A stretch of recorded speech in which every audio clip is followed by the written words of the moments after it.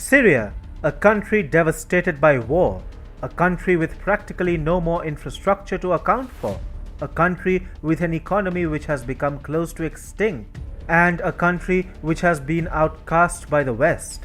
Syria has the solid backing of only Russia to help it somehow sail through the tough times. But now, Saudi Arabia and Israel are warming up to Syria. Syria can now once again become a part of the Arab world. Hi and welcome. This is TFI Global, the foreign affairs and geopolitical analysis arm of the TFI Media Group. I am your host Sanbir Ranhotra, and in this video I will tell you how the decade-long woes of Syria seem to be coming to an end. The West tried all it could to effectuate a regime change in Syria. Russian intervention in 2015, however, turned the tables in favor of the Bashar al-Assad regime. Now, Assad has won a spectacular victory in the Syrian presidential polls with over 95% of the total ballots cast in his favor, while the United States and other democratic powers of the West have dismissed the elections as a farce. Russia has welcomed Assad's decisive victory. However, the Gulf states led by Saudi Arabia and Israel are also viewing Assad's victory as a positive development for the region.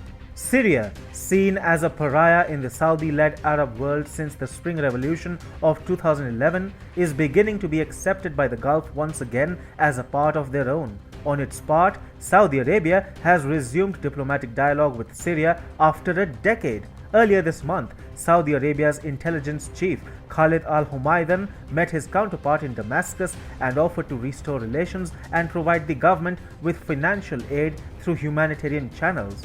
The catch? Syria will have to abandon Iran. The condition of the Assad regime breaking up with Tehran has reportedly been rejected, although the diplomacy between both countries is continually progressing full swing. It would not be surprising if Riyadh were to ultimately convince Syria to split with Iran, keeping in mind the urgency with which the war-torn country needs to be reconstructed. Currently, Syria is in shambles. Infrastructure has been destroyed, its economy is in the doldrums, and its only major friends include Russia and Iran.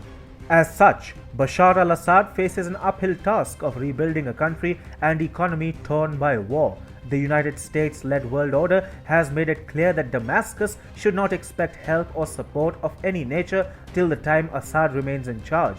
Therefore, the Syrian leader has nowhere to turn but to the Saudi-led Arab world. Saudi Arabia is willing to provide all help with the condition that Syria distances itself from Iran.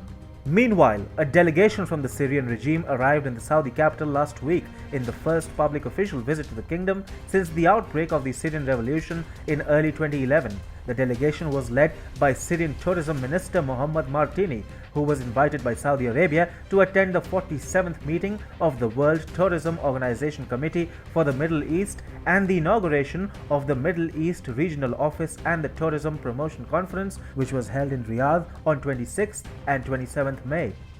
Diplomacy is evidently progressing at an unprecedented pace between Damascus and Riyadh. Syria's re-entry into the Arab world now seems inevitable. That being said, Syria is not just noticing positive overtures from Saudi Arabia's side. As a matter of fact, Israel too is said to be viewing Assad's victory and his regime's continuance as a positive development.